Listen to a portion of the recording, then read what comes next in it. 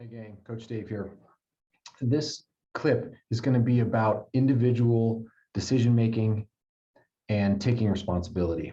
You're going to see a couple of different examples of times where a player needs to take responsibility and also where his or her decision making has an impact on the rest of the players and can frankly change the flow of the game. So we're going to watch this a couple times in regular speed.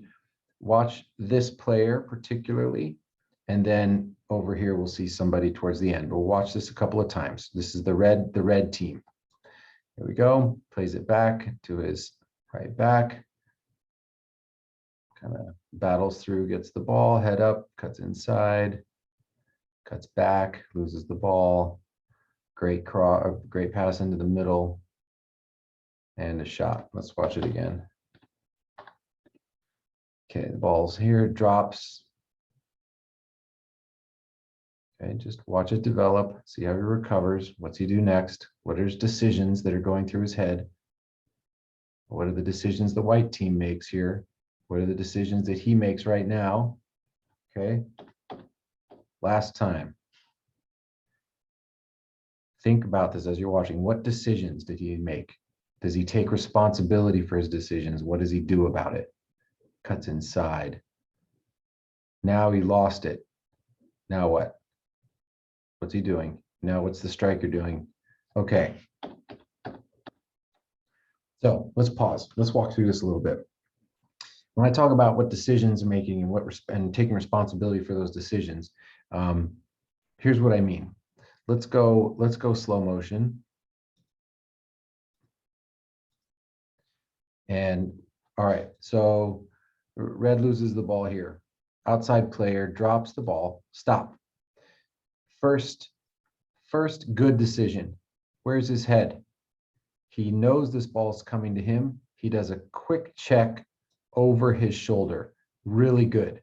That's a decision that he made because he's done it enough times. I'd say almost it's a habit rather than a decision. He quickly checks over his shoulder to make sure that he's clear, and then comes back forward, prepares himself to receive the ball. All right, now watch. That first touch is killer. When you're trying to transition from defense to attack, and you finally win the ball, the first touch is so important. So that was the decision. Was he was not prepared to take a good first touch for whatever reason, and it happens. Mistakes happen. It's no problem.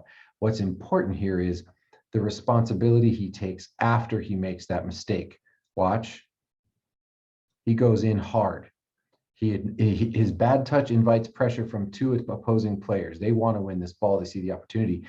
He says, okay, I hit a bad touch, but I'm going to go flying into two players, take responsibility, and win the ball back, which he does. He wins it here, keeps fighting. Excellent. Now, right here, where are his eyes? Look again. He's made another excellent decision. He wins the ball, and he immediately recognizes where the space is going to be. Okay, it's here in this region.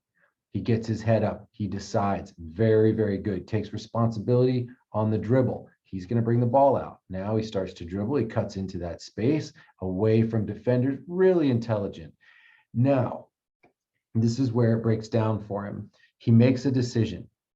Having seen where the space is, having recognized it, here's where it is, and either he can play a short diagonal drop, kind of reverse pass here to allow more players to come into the attack, and then play diagonally. You can see this player making the run. He recognizes it. He starts to come inside. He could do that, or he could play a ball straight through. That's fine. Try to hit a counter. That's fine too. But here he decides to cut back into all of the pressure. Okay, not the right decision, as you'll see here in a second. Watch. Cuts back, loses it. Now, here's the problem with losing the ball when you're trying to transition from defense to attack and in your own half. The problem here is he's got a center back who made a run wanting the ball. Look at his arm. He wants it right here.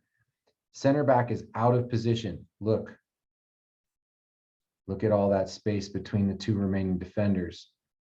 Second thing, his opposite player on the other side thought we were going to counterattack. So he's now moved up into this position, leaving his defender behind him. Okay. So when he loses the ball, let's watch what happens. Loses the ball, and look, now there's the transition from defense to attacking on the white team. So they now won the ball, and look, center back out of position. He knows it. His eyes are immediately in that space that he just vacated. This guy's like, whoops, look at me. I'm going to head this direction. And this guy's like, dang it, I just made a run, and now I have to chase back. Watch what happens. This guy's like, yeah, thank you very much. Give me the ball. 24 gets his head up and sees the opening, plays the ball. Here you go. Good touch, good turn and first touch. Now, let's see what the reaction has been to this player losing the ball. Look at what's happened. Responsibility. This player who was making his run decided, you know what, I'm not chasing this guy. He just decides not to. That's okay. Again, happens all the time, but this is where we take responsibility. Because he doesn't do that, this guy has a free run into the box. No tackling, no nothing. This player who lost the ball when he decided to go this way instead of this way is recovering, but he's not really recovering with as much vigor as he did when he lost the ball in the first place, leaving his white defender here, the white shirt 28, wide open. So you've got a 1, 2, I'm going to say a 2.5 V3 here, or 2.5 V2. This guy's really, he's out of the play. He's behind. So it's really this defender is the only hope of stopping this player, and this player combining to score. So let's see what happens, okay? Number 8, we're going to shift now to number 8. What does he do? Decision making. He gets in front, he gets his body in front. Now, as an attacking player, I would be yelling at this player after, we're not yelling, I would be instructing this player afterwards to say, get your head up and take a look. This is decision making. Look where you are and where's the goalie. The goalie is on his 6-yard. This player has clearly gotten his body in front of the defender. He's there first. I would have recommended that this player dribbles until he can't dribble anymore. This guy's not going to catch him. This guy's not going to catch him. This guy's not going to catch him. It's just this guy, and he's got a size difference, and he's ahead of him. Dribble all the way in until the goalkeeper commits. Once the goalkeeper commits, it's a simple pass to the corner, this side or this side. Okay, let's see it clear everything out. Unfortunately, he panics. As soon as he gets the ball in front of him, he shoots it. He's got a number here on his left, or a supporting player on his left. He's got a supporting player on his right. He doesn't have to pass there. But if he's not going to pass, he needs to do something better than this. So again, you find yourself in an attacking position like this, 1v1 with a goalkeeper and the defender's behind you, you press until the goalkeeper commits, and you'll see he goes either down or really low to the ground, and then it's an easy pass into the side. So we'll watch again what happens, how he kind of panics. Right here, he gets the ball, does a nice job to turn, beats the player here, he's clearly in front of him. He's got a nice touch across his body. He panics and he shoots it, low percentage shot. You know, that one you can dribble all the way in, and I think that becomes a goal. So individual decision making. If you make a mistake, take responsibility and you bust it and you get the ball back.